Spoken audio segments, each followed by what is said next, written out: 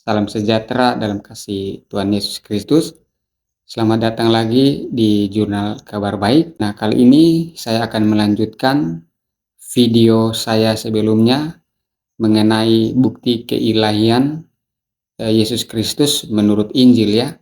Nah, jadi ini adalah bagian kedua dari materi tentang keilahian Yesus atau ketuhanan Yesus itu sendiri ya.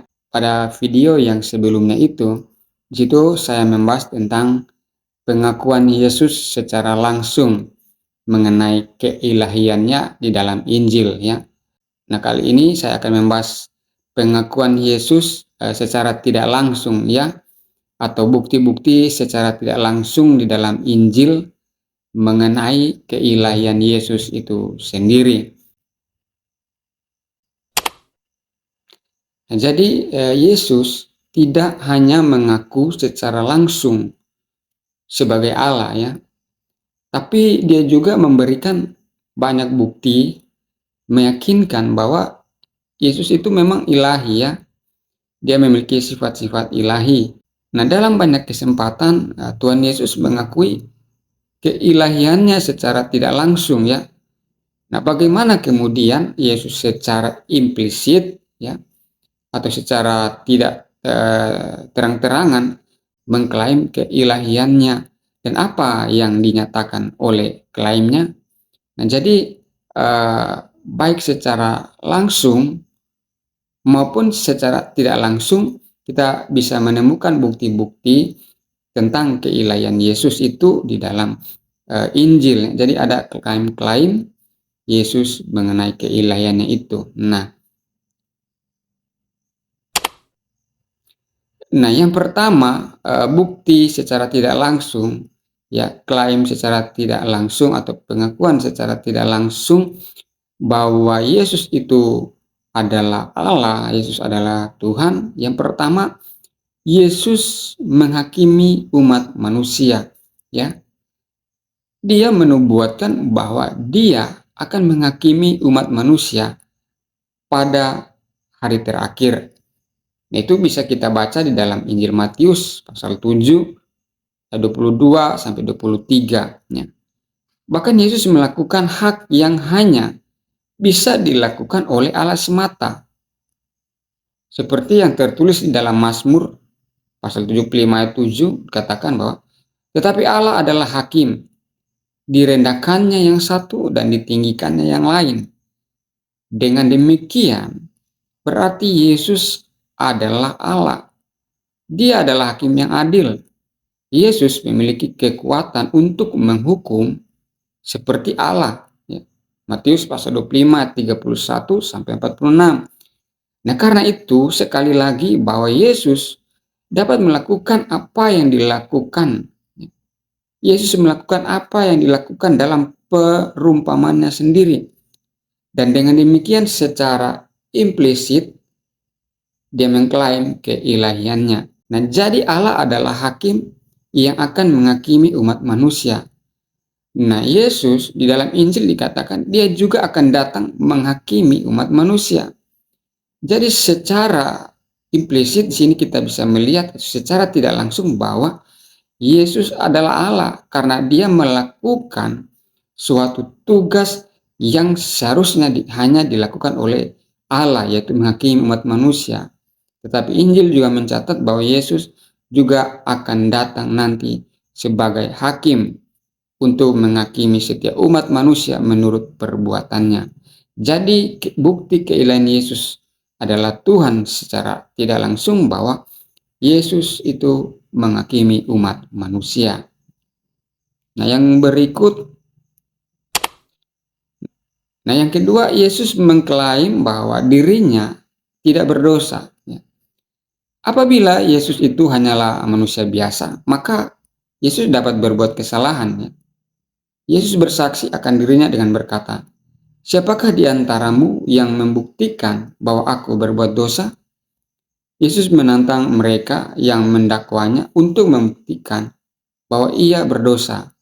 Tidak ada satupun ayat di Alkitab yang menuliskan bahwa Yesus pernah memohon pengampunan atau dosa-dosanya. karena memang dia tidak berdosa. Nah, Yudas pun setelah mengkhianati Yesus, dia menyadari dan sangat menyesal karena ia telah menyerahkan darah orang yang tidak bersalah. Rasul Yohanes juga mengatakan begini ya, dan kamu tahu bahwa ia telah menyatakan dirinya supaya ia menghapus segala dosa. Dan di dalam dia atau di dalam Yesus tidak ada dosa. 1 Yohanes pasal 3 ayat 5. Semua musuhnya yang berusaha mengajukan tuduhan agar dapat membuktikan kesalahannya tidak berhasil. Jadi kalau kita baca di dalam Injil, ya, kita tidak pernah menemukan bahwa Yesus pernah memohon pengampunan dosa ya. Dan orang-orang yang membuktikan, yang menyerang dia, membuktikan bahwa dia berdosa, pada akhirnya mereka tidak berhasil menunjukkan bahwa dia adalah orang berdosa. Jadi di sini jelas kalau dia tidak berdosa, hanya ada satu pribadi yang tidak dapat berbuat dosa, yaitu Allah itu sendiri. Nah, kalau manusia, ya semua manusia telah berdosa. Tetapi Yesus berbeda ya. Dia adalah satu pribadi, Allah sejati dan manusia sejati.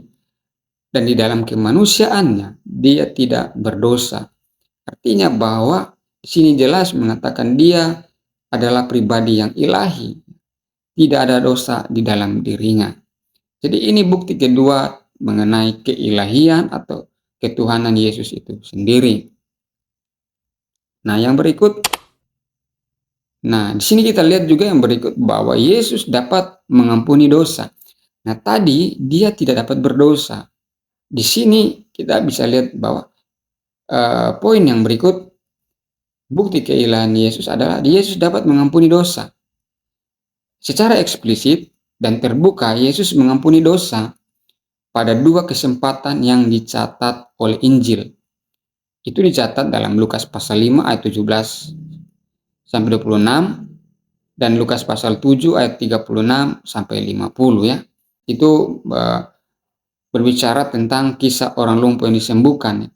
Ketika Yesus melihat iman pria dan teman-temannya, berkatalah Yesus, "Hai saudara, dosamu sudah diampuni." Nah, menurut Doriani, tindakan Yesus mengampuni dosa dan menyembuhkan orang lumpuh, sebenarnya saat itu dia sedang mendeklarasikan atau menyatakan keilahiannya. Saat itu dia menyatakan bahwa dia adalah Allah. Kuasa Yesus untuk mengampuni orang atas dosanya merupakan contoh yang sangat menakjubkan, bahwa ia menggunakan hak yang hanya dimiliki oleh Allah.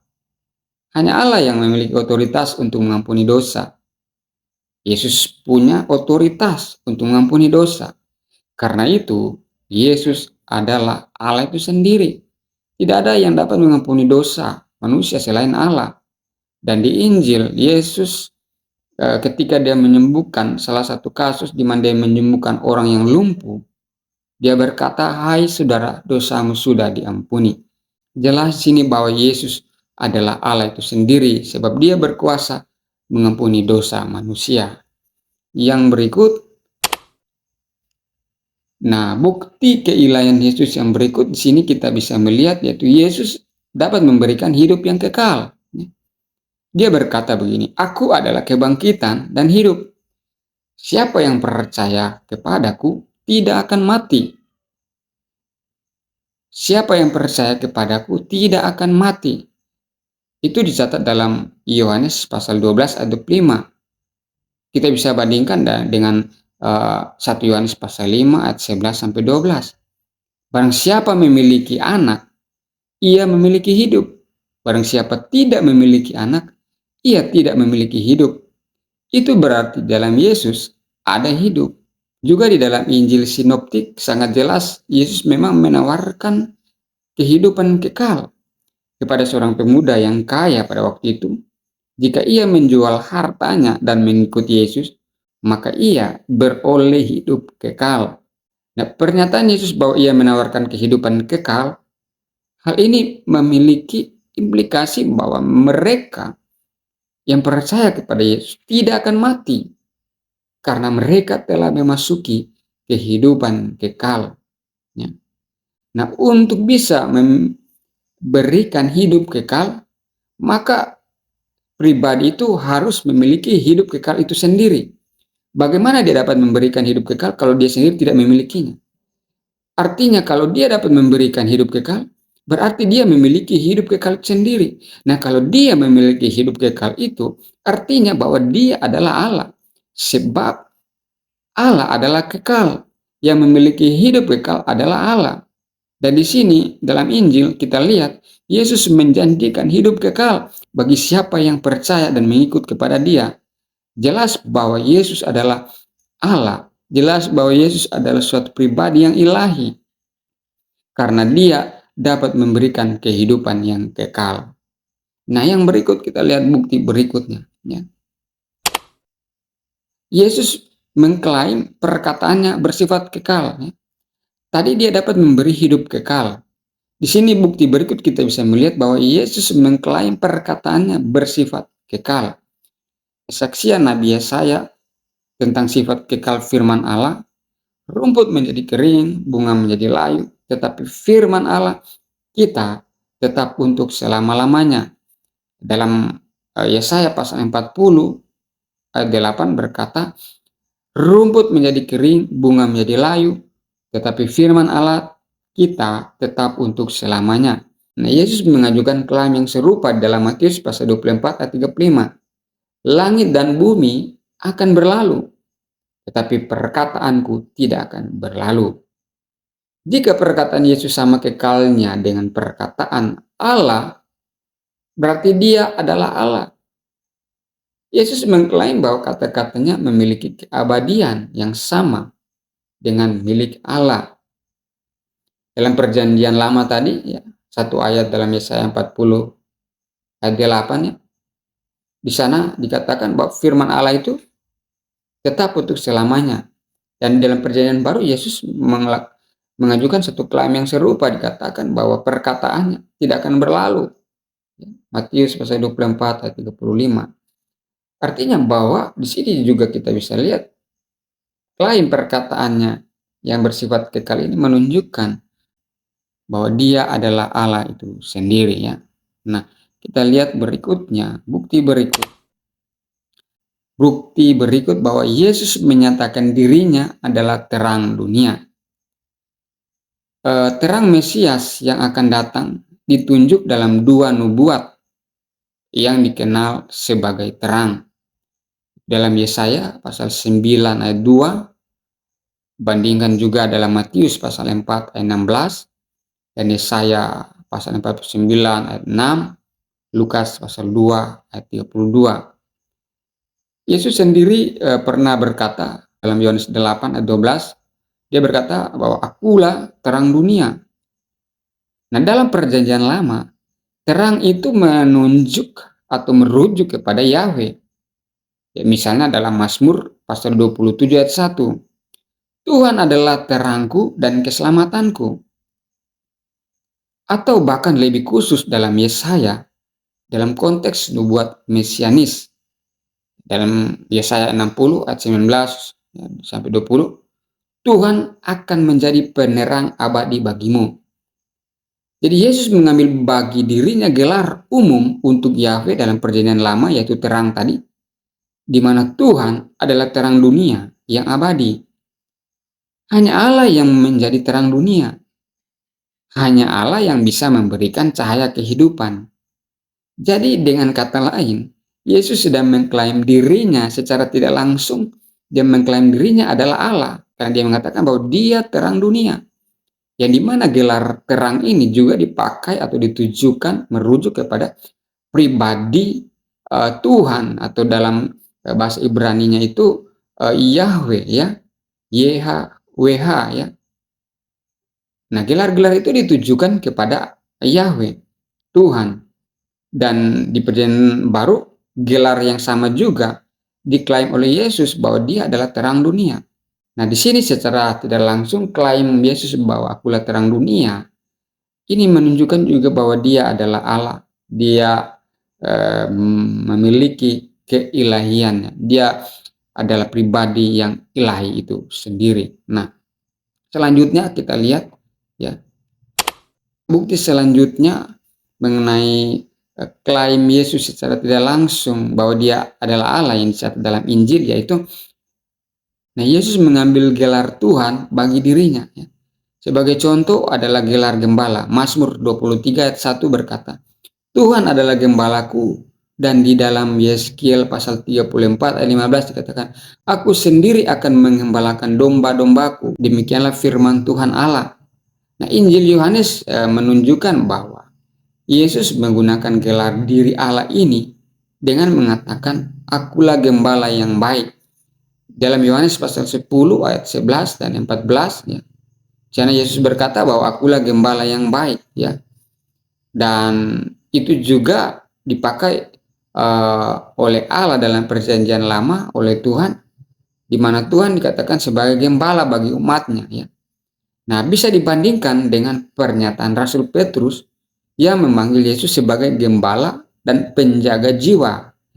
Itu 1 Petrus pasal 2 ayat 25. Dan di dalam 1 Petrus pasal 5 ayat 4, Yesus disebut gembala agung. Juga penulis surat Ibrani berbicara tentang Yesus sebagai gembala agung. Juga penulis surat Ibrani berbicara tentang Yesus sebagai gembala agung ya. Dalam Ibrani pasal 13 ayat 20, gembala agung segala domba, yaitu Yesus Tuhan kita. Jadi tidak dapat disangka lagi bahwa Yesus adalah Allah. Dia adalah gembala agung. Jadi kayak tadi ya, dalam bukti yang sebelumnya dikatakan bahwa Allah, bahwa Tuhan atau Yahweh itu dalam perjanjian lama juga dikatakan Allah terang ya. Dan Yesus juga mengklaim bahwa dia adalah terang dunia. Nah, di sini juga gelar gembala yang ditujukan kepada Tuhan atau Yahweh dalam perjanjian lama juga dipakai, ditujukan kepada Yesus. Dan Yesus juga pernah berkata, dia bilang, akulah gembala yang baik. Nah, gelar-gelar ini juga dipakai oleh Yesus ya. Nah, ini menyatakan bahwa dia adalah secara tidak langsung bahwa dia adalah Allah itu sendiri ya. Bahkan para rasul-rasul dalam surat-surat mereka mengatakan bahwa Yesus adalah gembala yang agung. Nah, jelaslah tidak dapat disangkali lagi bahwa dengan mengambil gelar Tuhan bagi dirinya, ini menyatakan bahwa dia adalah Allah itu sendiri ya. Nah, jadi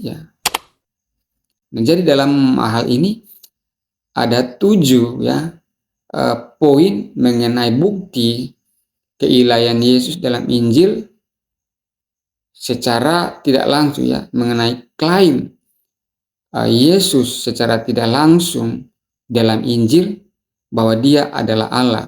Jadi di sini ada 7 yang sudah saya sebutkan tadi dan jelaskan. Jadi yang pertama, Yesus menghakimi umat manusia. Yesus mengklaim dirinya tidak berdosa. Yesus dapat mengampuni dosa. Yesus memberikan hidup kekal. Yesus mengklaim perkataannya bersifat kekal. Yesus menyatakan dirinya adalah terang dunia. Yesus mengambil gelar Tuhan bagi dirinya. Tentunya masih ada bukti-bukti lain, klaim secara tidak langsung yang bisa kita lihat di dalam Injil mengenai Yesus adalah Tuhan, mengenai keilahian Yesus itu sendiri. Jadi itulah, semoga ini bermanfaat dan memberkati kita semua. Mari kita tetap percaya bahwa Yesus adalah Tuhan dan Juru Selamat sebagaimana yang dicatat di dalam Alkitab atau firman Allah itu sendiri. Demikianlah, Tuhan Yesus memberkati kita semua. Amin.